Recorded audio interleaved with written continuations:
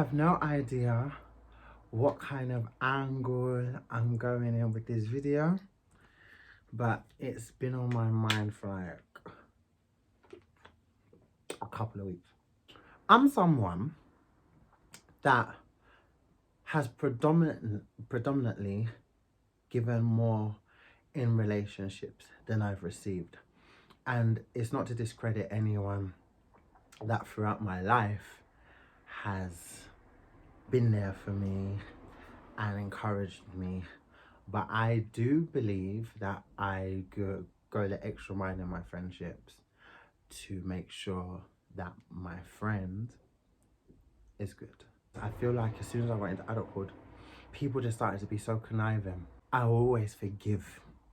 We will argue, I'd forgive. Something else would happen. I'd be pissed off. Years, space, I'll forgive. Something else will happen, I'll forgive. And all of that becomes in vain when you're really in need. I've never been someone that's really needed. I never really felt like I needed people, but the people that were around, I was so grateful for. When COVID started, it gave me time to analyze real friendships and people around me. And then I started to realize, you know what? I started to doubt people's intentions with me. COVID. That's the first time in life that I got to sit down, recollect my thoughts, and think, this wasn't really genuine. Have I forgiven this too much? Have I overlooked this too much? And it just made me keep myself to myself. I just did not speak to anybody for like a good 6 months. People emailing me and stuff, like just get in contact with me, messaging my mum on Facebook.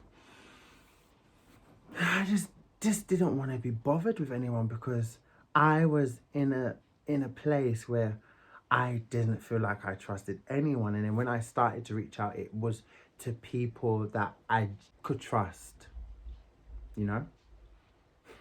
And let's fast forward. 2021. 2021 was honestly a year from hell. A year from hell. Like, I got heartbroken. I lost someone that I considered a real good friend. I could be very civil with them and see them out and still show them love, but I could never have them in my life again because they hurt me in a worse way. And that wasn't even the first time, that was the second time that something like that happened to my knowledge. Then that was summer. Then something happened in September. October, I got diagnosed with cancer. When I discovered my mum had cancer, let me tell you, I have never felt so alone. Alone in my life. And I'm someone that's so accustomed to being by themselves. Just always been with myself and I've always had best friends, I've always had people around me. My own best friend, I've always been my own best friend. I've always been so comfortable with myself. But even in the sense of me being comfortable with myself, I'm still lonely. And that's the feeling that I never, ever felt before. Like, how am I with myself, the one person that I can get joy from, and I still feel so alone? That's the time that I noticed that I needed. That's the time that I noticed that I needed strength. I needed people to rely on. I needed someone to just be like, Junior, everything's gonna be okay. She's gonna be okay. And out of all the chunk of people that were around me at that time, no one cared. No one cared. Removed myself from it again. And when I removed myself, the people that really reached out to me were the people, ironically, the first people that reached out to me in COVID. And how's your mum? How is it?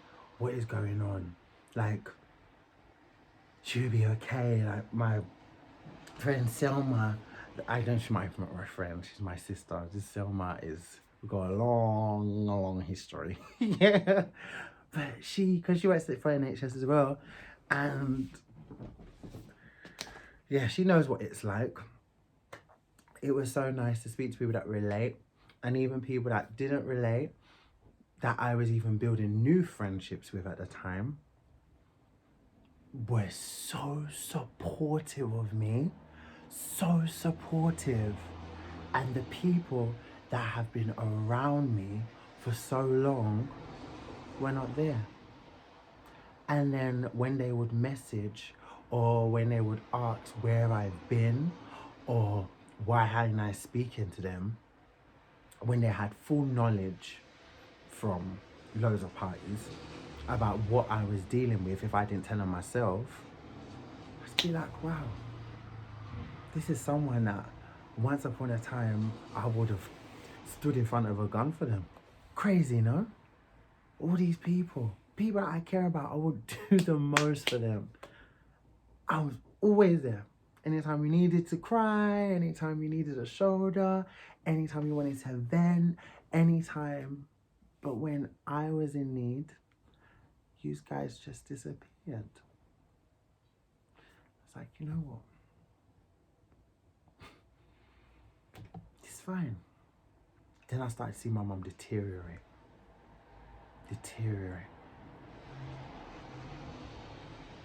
And my mum, honestly, is... When anyone that's been close to me knows that me and my mum are very, very close. Everyone knows that me and my mum are close. She gets on my nerves, but we're very close. It's always been me and my mum. And then I've got my siblings. But, and seeing it, just seeing how this cancer I would come home and I would have to face everything. I would have to, my brothers, my younger siblings didn't know at the time. So I'd have to act like everything's okay. I have to make sure she's fine, look after them, make sure the house is cool, cook.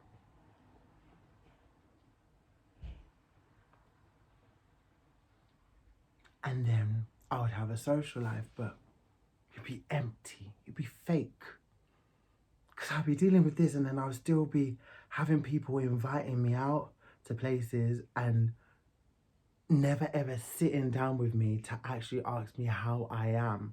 And when they would ask how I am, it would be to lead into a conversation about what they have going on.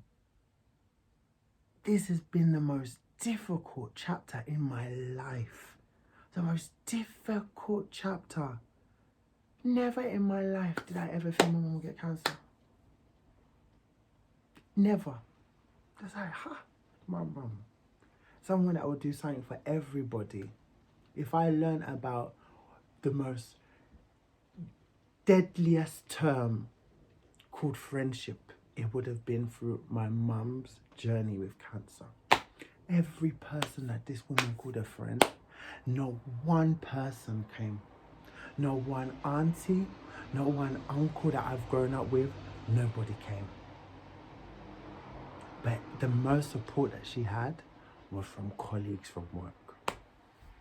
And one woman that's became like one of her best friends from my sister's school, Mel. She's been a godsend. A godsend. I was thinking, Jesus, I was in that place. I'm like, people are so-called families, all these cousins, all these people, all these friends. These friends, over years, I've cried about these friendships, you know, because I've been hurt so badly, so deeply, and I've taken it to heart. And never did I know that God will really give me something to cry for. And it made me realize, I was like, friends. Friends. If I was to open my mouth and really say what is on my chest.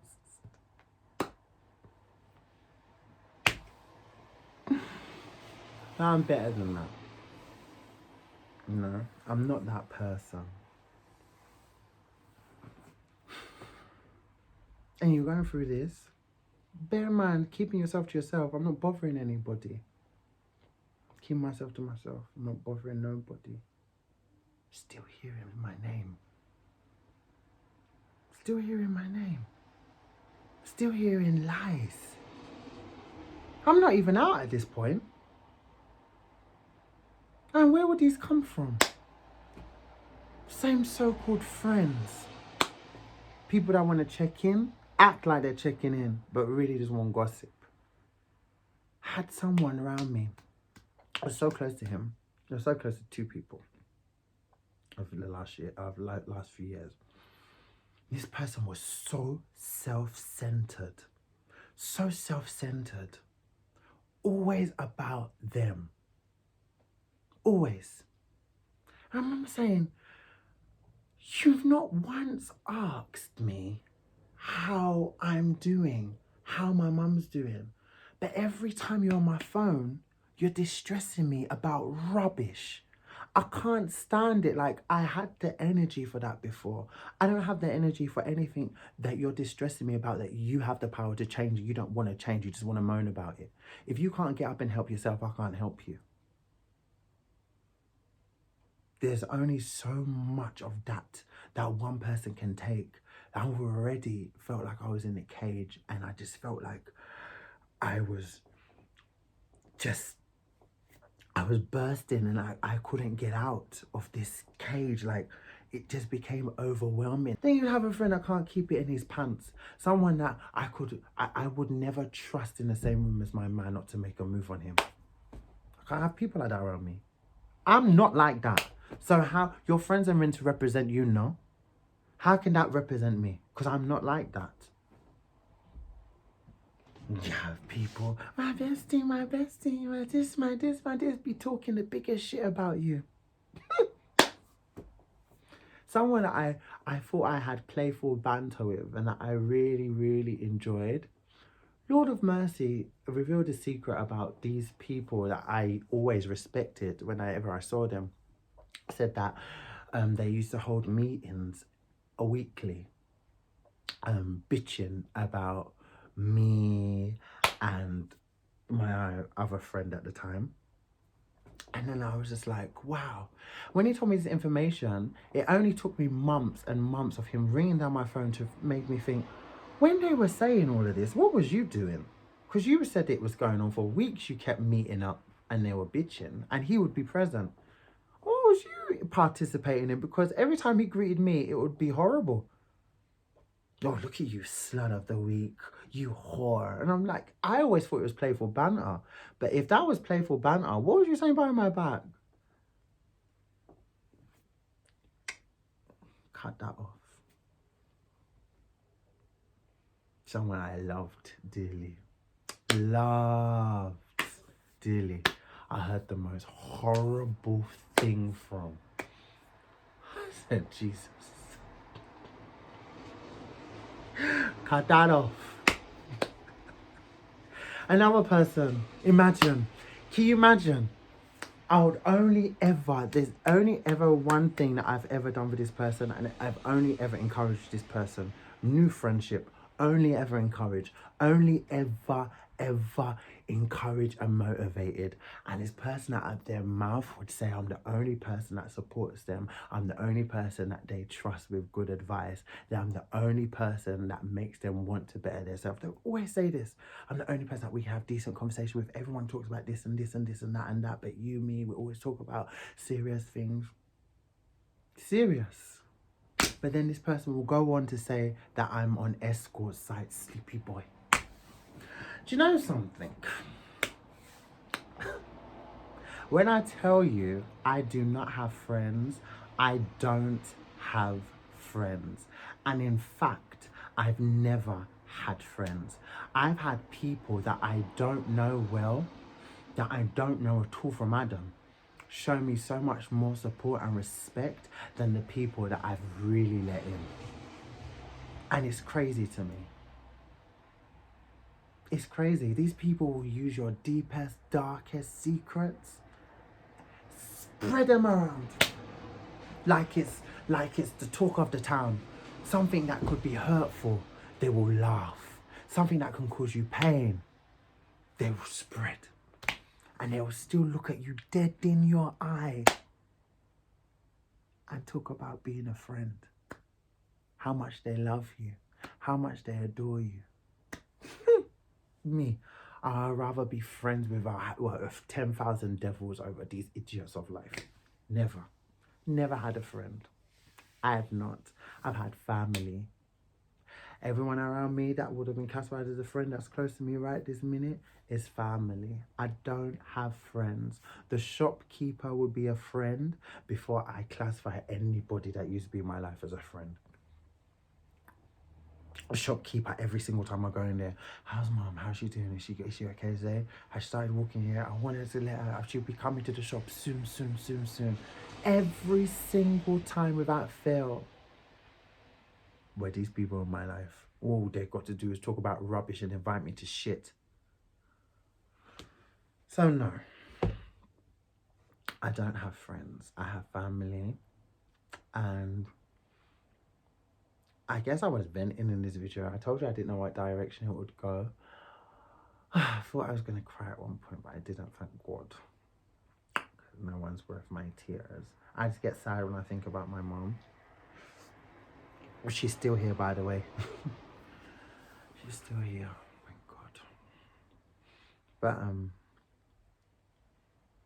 yeah, I've not really had all those people, the real people, the people that I really thought would be around for like until like death do us part type friendships. Yeah. And it's funny because the people around me now, I've not ever had an argument with. We've had disagreements, but I've never had an argument with them. And they're very supportive of me as I am of them. We don't need to talk every day. We don't see each other often, but you know that there's that genuine love there. Like, they genuinely care about my well-being. I genuinely care about how they're doing and their well-being and what's new in their lives, and they genuinely wish me well in my relationship. That's another thing.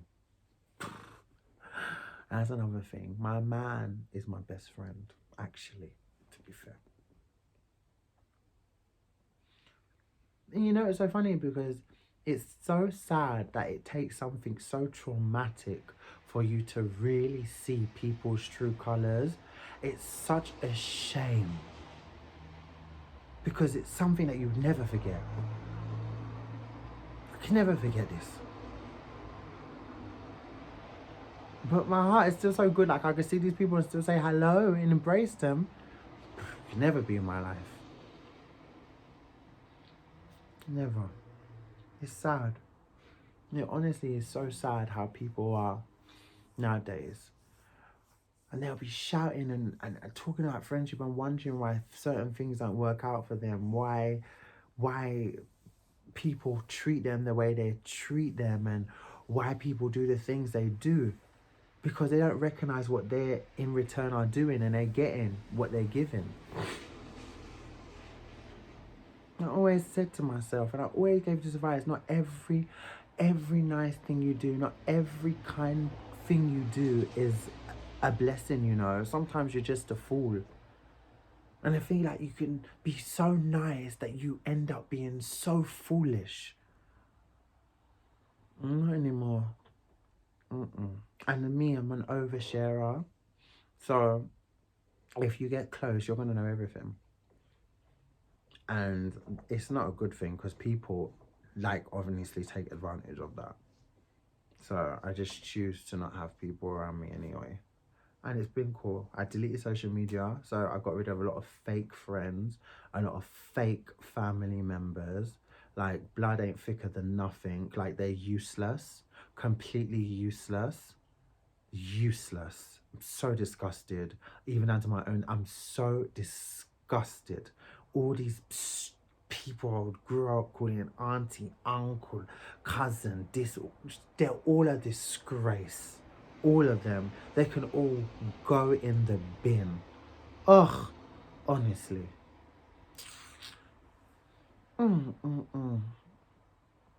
I've just seen, my eyes have been open for a while, but honey, I'm awake.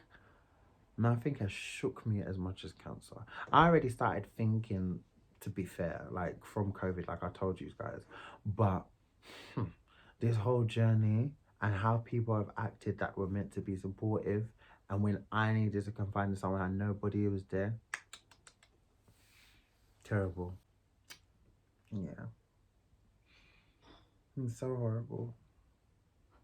And I tell you, I have had more support from people that I'm not that close to than the people that I will turn to and be speaking to every day. I'll be speaking to people every day, listening to shit, listening to brain numbing shit. Like nothing, no intellectual nothing. Be listening to that rubbish.